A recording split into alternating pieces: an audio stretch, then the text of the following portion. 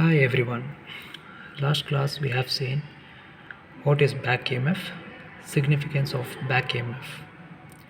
In this class we are going to learn about how the torque is produced in DC motors, and we are going to derive torque equation of DC motors. How the torque is developed in DC motors. When a conductor is placed between the magnetic field, it experiences a force.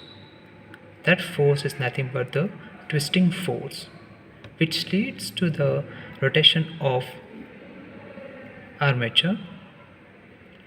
This twisting force is nothing but torque. That is, to the armature we apply the voltage V volts. Then, because of principle of DC motors, that is, when we are applying voltage here, the current flows through the armature conductor, right? This armature conductor, and the force, that is the current flowing through the armature conductor, using the right hand thumb rule, we know the direction of current and the direction of the magnetic field. That is how it is placed in this way. This is the direction of current, this is the conductor, pencil is the conductor, and this is the direction of the magnetic field, right? So what happens, we know the direction of current and the direction of magnetic field. Using Fleming's left hand rule, we'll come to know the direction of force. Hence the direction of force is when the each armature conductor experiences direction of force F1, F2, F3, right? The armature conductor rotates. That is, to the armature we apply the voltage V volts. Then, because of the principle of DC motors, each conductor experiences a force by F1, F2, F3 and F4. All these forces combined together gives the total force F in newtons. This total force, which is multiplied with the radius of the armature, gives the torque. That is, this force, the total force, that is F1, F2, F3, the net force will be equal to F1 plus F2 plus F3, that is multiplied with the radius of the armature, gives you torque, which is expressed in newtons meter. Understood? Let us derive the expression for torque of a DC motor. Consider the armature of a DC motor. Let us consider this as an armature and this as a conductor. When the armature is rotated by one revolution, then this armature is rotated for one revolution, the conductor experiences a force F. So this force multiplied with the radius, that gives you torque, that I have explained in this section. Before deriving the equation, let us know about the terms. Like, consider DC motor having a following data. What is the Z indicates? Z is nothing but the number of armature conductors. P is nothing but the number of poles. Flux is the per pole, that is phi is the flux per pole in Weber, and N is the speed in RPM of the armature. A is nothing but the number of parallel path. IA is nothing but the armature current in amperes, where T signifies is torque in Newton meter developed by motor, right? What is the work done in one revolution? The work done in one revolution is nothing but, we know that in general work is nothing but force into distance, right? Force into distance. That is, the work done is nothing but force into distance traveled.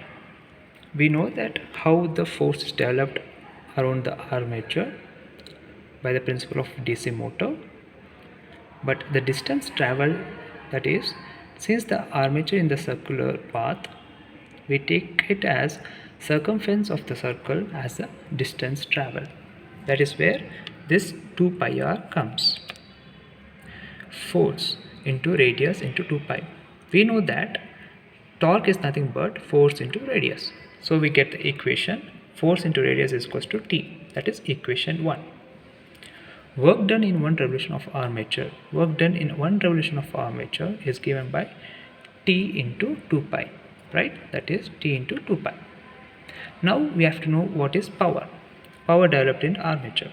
We know the general expression of power is nothing but P is equals to work by time. Work by time.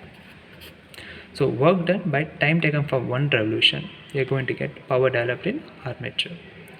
Since we have already know that what's the work done in one revolution of armature, we are going to substitute here. That is 2 pi T divided by 60 by N. What is 60 by N? Time taken for one revolution. N revolution is 1 minute. For one revolution, 1 by N minute. 1 minute is equals to 60 seconds. This we are going to substitute here. We are going to get 2 pi Nt divided by 60 watts. So the power developed in armature is nothing but EB into IA watts.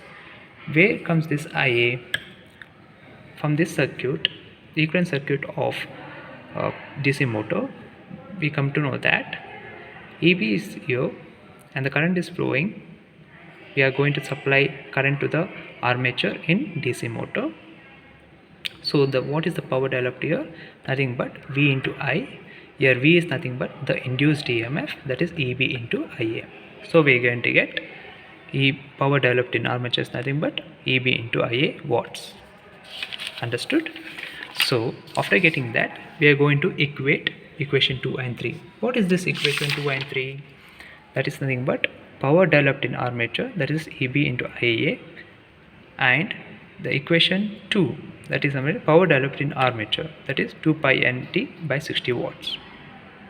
We are going to equate these two equations. After equating these two equations, we are going to simplify. After simplifying, we are going to get 30 EB IA divided by pi N. Since we have already derived what is the induced EMF equation, that is P N P phi Z by 60A, we are going to substitute this value in this equation, that is EB value. After substituting EB value in the equation 4, we are going to get the expression 30 IA pi N divided by into N phi N Z by 60A. The 30 by 5 by 60, using the calci, you get the value of 0.159. By substituting this in the equation, we are going to get torque equation as 0.159 IA P phi Z by A, that is Newton meter. Hence we get the equation, torque equation, as this 0.159 IA P phi Z by A. Hope you understood this video. If you have any doubts, please comment below. Thank you.